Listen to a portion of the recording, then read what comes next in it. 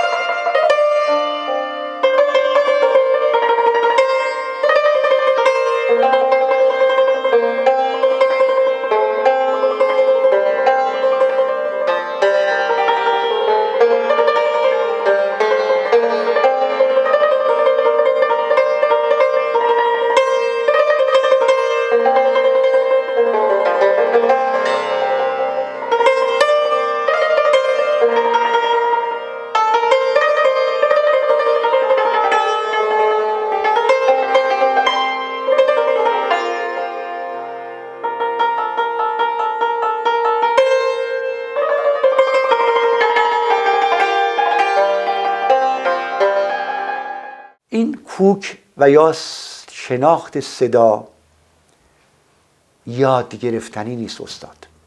این هم مثل همون آهنگسازی که بعضی میگن بریم آهنگسازی کنیم. ما آهنگساز نیستیم، ما پیام آوریم.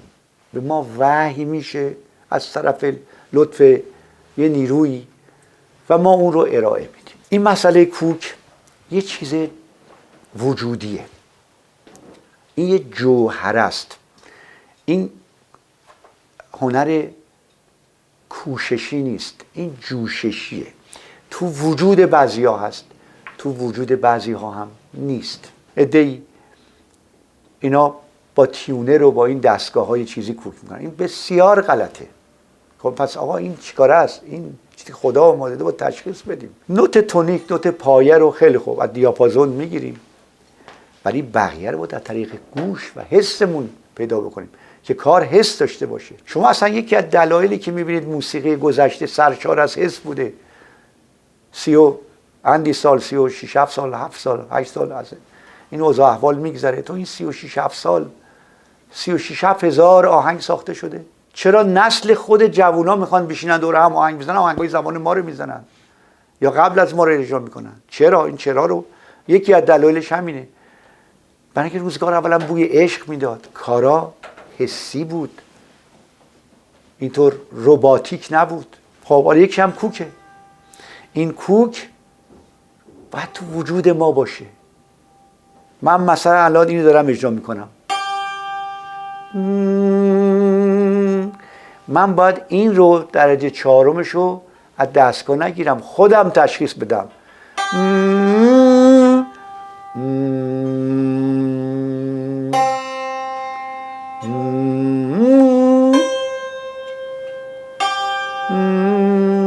یکی پایین تر، نباید از دستگاه بگیرم. سوم،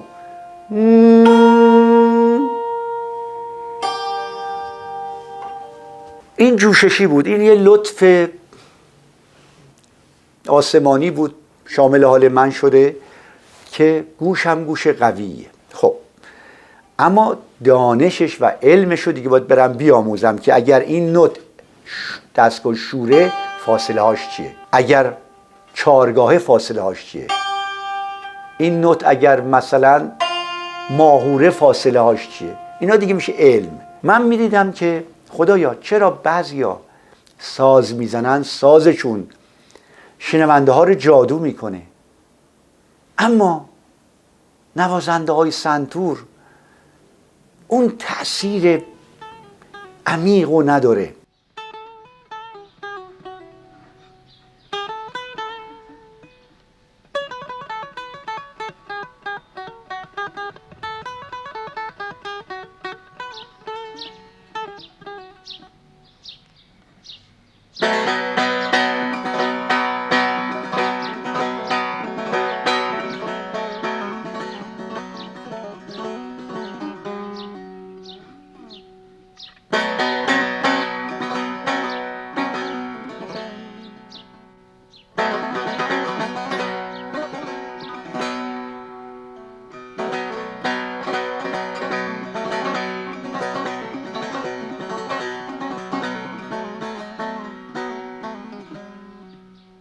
خیلی فکر کردم، دیدم بعضی از سازها مثل تار، ستار، ویولون، نی، اینا میتونن ضمنی که دارن ساز رو میزنن نوت رو تغییر بدن. اما سنتور چون ثابت کوکه نمیشه. خب من آمدم فکر کردم، دیدم راه حلش چیه؟ بالاخره راه حلی باید پیدا بشه. به عنوان مثال حالا میتونید دوربین رو حتی روی سیما بیارین و من یه توضیح بدم.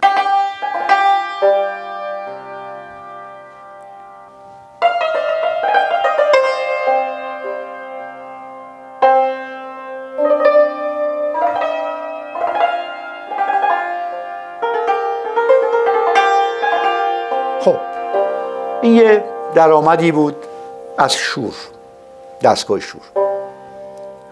هر گام 8 درجه داره، چون میگن درجات گام. درجه اول و درجه دوم باید 3/4 پرده باشه، ولی من به این نتیجه رسیدم که خیر، هم چیزی نیست، بایدی نیست. تو تئوری می‌نویسیم 3/4 پرده. میتونه نیم پرده باشه، میتونه 1 پرده باشه فاصله، و میتونه 3/4 باشه. باز میتونه متغیر باشه تو اینا. حالا شما، من یه شور درآمد میکنم، این درآمد رو شما میبینید که این درجه دوم رو از 3 نوت استفاده میکنم به جای 1 نوت. یه فاصله نیم پرده ای، یک فاصله 1 پرده ای. ملاحظه فرمایید.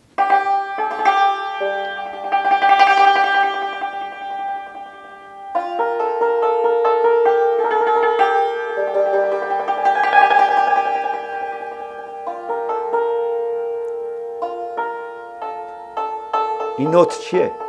این همون فاصله 1 پرده ای شد.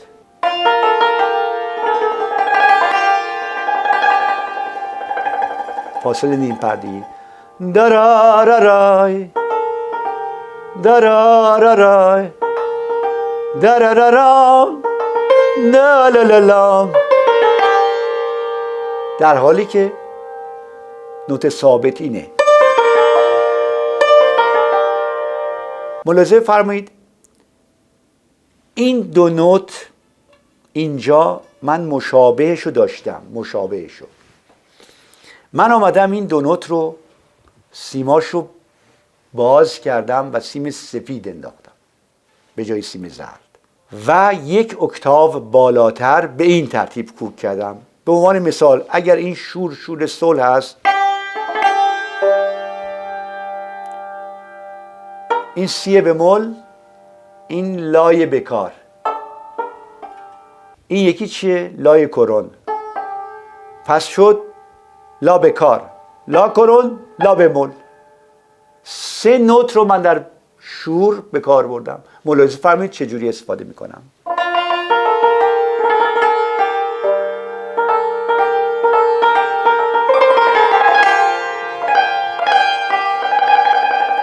این همون فاصله نیم پرده ایه. حالا میریم شکسته درجه 5 شور. 1 2 3 4 5.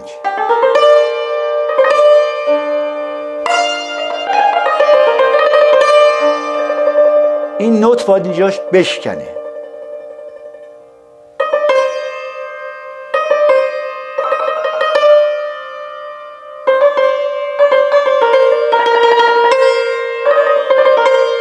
ببینید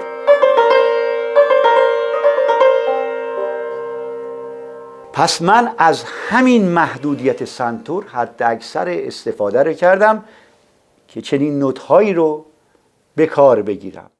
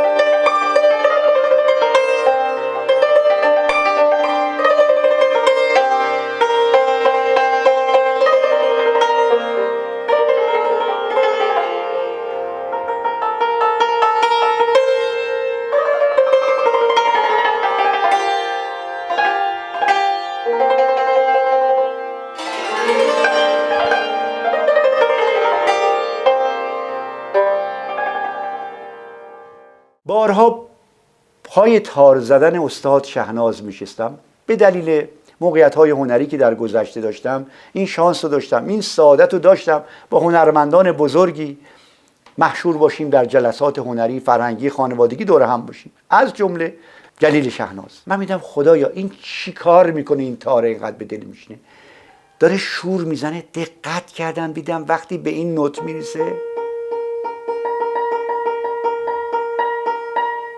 ببینید این دو الان یک اکتاو و در واقع یه ربع پرده افزوده تفاوت داره. یا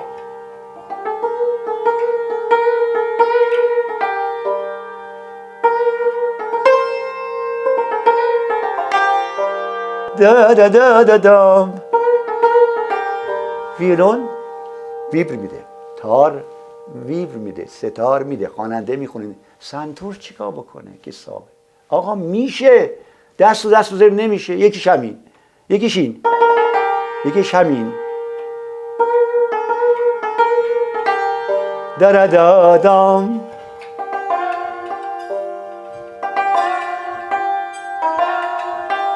البته خیلی کار سختیه، چون من با این ناخون رو یه سیم دارم این کار میکنم، نه 4 تا سیم. ملاحظه فرمایید این شست اومد رو یک سیم. این در واقع اینجا کنترل میشه، این دستم که این در نره. ببینید قدیمی ها میگفتن ساز زدن از عباسی با یه دست. البته این با یه دست چند لحظه از چند میزانه. دلالالالالای.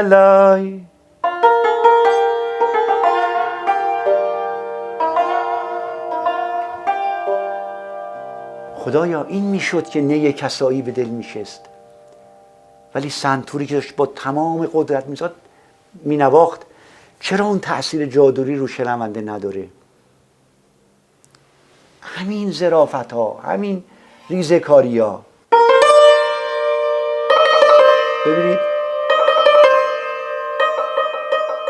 بغض ملاحظه فرمایید.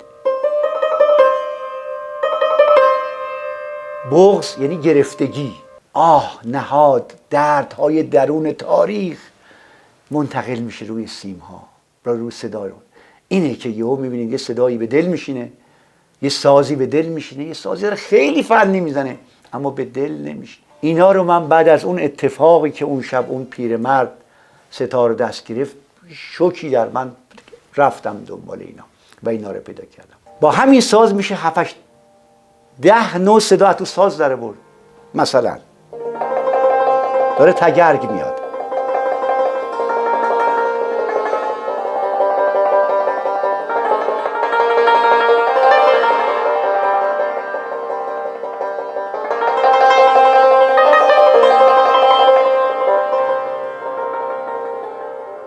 حالا مثل که 2 تا ساز دارن با هم میزنن، مثلا عود و سنتور.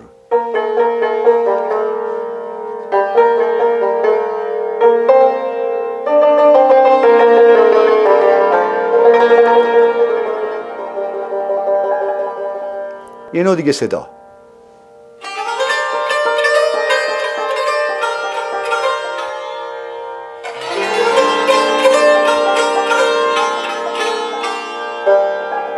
یه نوع دیگه.